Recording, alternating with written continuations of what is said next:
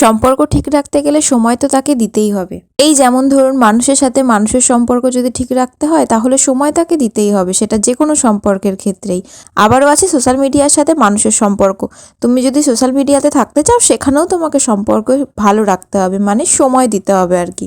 যেমন আমি না মানুষের সাথে সম্পর্ক ঠিক রাখতে পারলাম, আর না সোশ্যাল মিডিয়ার সাথে সম্পর্ক ঠিক রাখতে পারলাম। এই যে হঠাৎ হঠাৎ আসি আর ডুব মেরে আবার চলে যাই। যাই হোক, অনেক দিন পরে আবার একটা ভিডিও নিয়ে চলে এলাম।